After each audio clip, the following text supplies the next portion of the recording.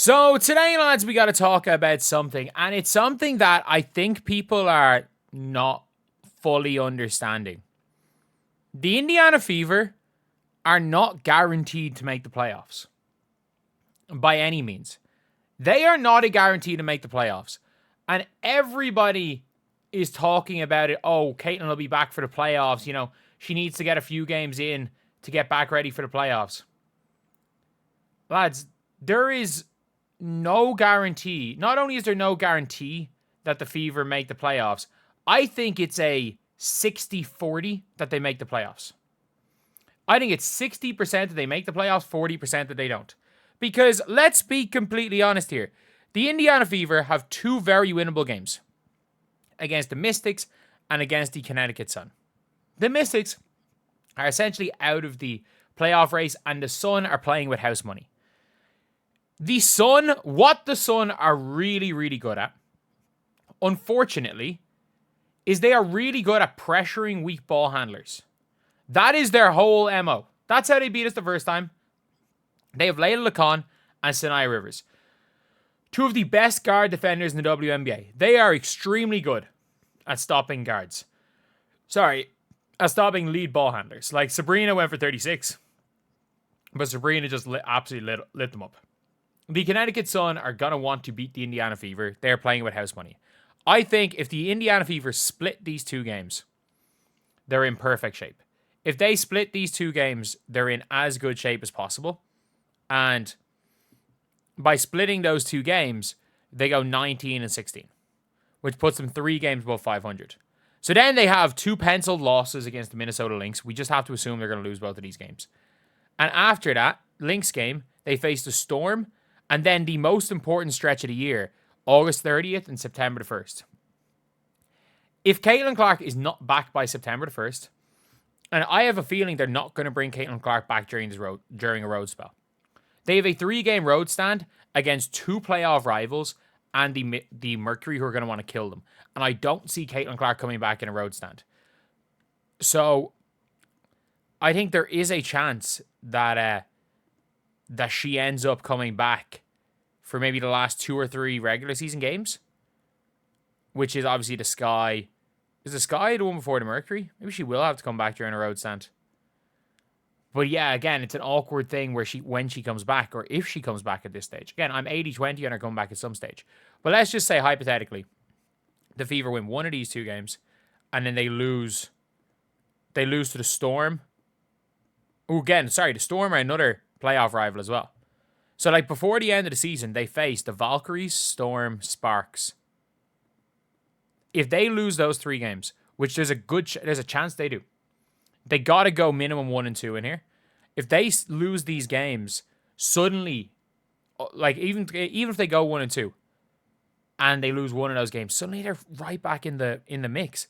Like, the Sparks lost to the Mercury, or lost to the Liberty last night. The Sparks are facing the Wings. They're going to almost certainly win that game. After facing the Wings, this WNBA website's so shit. Like, trying to scroll here. So who are they playing here? Sunday the 17th. It's not even letting me click on it. They face the Mystics in a winnable game, but again, Fever can win that. Then they face the Wings again. Obviously, the Mercury is a tough one. I have no idea what this game is because I keep scrolling. It's the Fever game, obviously. And then they end the season facing Mercury, who are probably going to be resting players for the playoffs. The Wings. Or, sorry, not that one. They face the Dream, who are going to be resting players for the playoffs. The Storm in a big game. And the Atlanta Dream again. So there's a chance the Dream just sit players for 2 games. If the Dream are set in that 3rd seed, I don't know if they will be. If they're set in that 3rd seed by then, they might sit players for a few games. If they're set in the 2nd seed, just depending on what's happening with the Atlanta Dream. Shout out to Carl Semesco. He's killing it as a coach. But the Fever are not far enough ahead with their strength of schedule left. And the problem isn't even that they're facing the Lynx 3 times. Like, I think it's fair to pencil 3 losses there. I think that's fair to say they're going to lose those 3 games. The Seattle Storm, they're on a 5-game slide. They might fall out of playoff contention, but I would assume with Brittany Sykes in, they're going to figure shit out. And I don't want to face them if I'm the Indiana Fever, even in the regular season, because I think in one-off games, they've got the vets. They just have a toxic locker room. The Valks just won't go away. the Fever are not guaranteed in the playoffs. And I think that they've got one. I think the Indiana Fever we saw yesterday, literally, we saw Stephanie White lose a game because she was trying to experiment and try random shit, and she went into a flat 3-2 zone. Like, she went into a flat 3-2 zone, which, if you guys don't understand what the difference between a normal 3-2 zone is and a flat 3-2 zone is, like, I'm just going to show you guys. So we're going to bring up our normal paint. Like, this is where I'm like, there's no way that you would run a junk zone in a game against one of the worst teams in the league. So let's just draw 3-point line here. Key. Free throw line.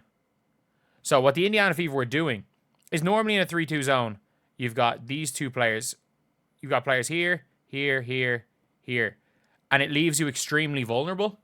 It leaves you extremely vulnerable in the corners, and it leaves you vulnerable in the middle. Because you normally would have a player up here pressuring the ball. The Indiana Fever did not guard the ball, and they played it a little bit lower, but they literally played this player here, and then this player would play lower. It was a flat line. And the problem is with it being a flat line is that we saw, instead of the normal spots in a 3-2 zone, because this player is almost covering the middle and it's some sort of a hybrid zone, this spot here and this spot here end up being open often on rotations, because this spot here is open by default. And the thing is that with this spot being open and this player being in this spot right here, this player comes over, they make a one extra pass to there, and if this player comes here, boom, wide open corner three. It's a really shitty zone that relies on team being shit.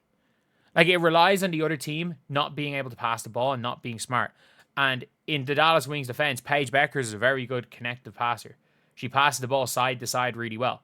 Again, I don't know the value of passing the ball side to side in most scenarios, but against a junk zone, passing the ball side to side is huge. It's absolutely huge. But yeah, it's a very, very interesting thing that the Indiana Fever players are talking, like, you know, for the playoffs. There's no guarantee they make the playoffs. And for me, I think that's just a real issue. I think the Indiana Fever are in great chance of making the playoffs. You never know. The Aces could go on a slide and they're back into it. Because, again, we didn't know too long ago if the Aces were going to make the playoffs. The Indiana Fever went on a 5-game win streak. And I think the Indiana Fever could go on a 5-game losing streak. I think the Indiana Fever have a good chance of beating the Washington Mystics. I think the Connecticut Sun beat us on Sunday. I have this weird feeling the Connecticut Sun beat us on Sunday. Because they get up for Fever games. They do. They get up for Fever games. Like, Tina Charles has been just wants to give Aaliyah Boston the business every time they play. And Marina Mabry gets up for it when she plays the Fever. Nelson Adoda's fine. I'm just so worried about how our lack of point guard play is going to work against Sanaya Rivers and Layla Khan. And I don't think people understand just how bad Dallas Wings are on defense. And we still couldn't really do much from a lack of a point guard play. Unless Odyssey Sims steps up, it is going to be very hard to beat the Connecticut Sun. It's going to be very hard to beat the Washington Mystics. And then just pencil off losses in the back-to-back against Minnesota, because we're not winning one of those games without Caitlin Clark. Like, we might as well write off those games, just like I wrote off the Mercury game. The Mercury game was worse than I thought, and I called Mercury by 20, and it was even worse than I thought. But anyway, yeah, that is the video. Do I think the Fever make the playoff? Yeah, I think they do. But is it any sort of a guarantee? And am I worried that they're talking about like it's a guarantee? Yeah, I am. Because there's no guarantees. With the way the Sparks have been playing recently, the fact that the Storm at any given time, with the talent they have, the Storm have way more talent than a Caitlin Clarkless Fever, and the Valks just won't go away. Their willingness to grind out wins and their ability to play at home, it's a tough one. It's going to be a really tough one to win this.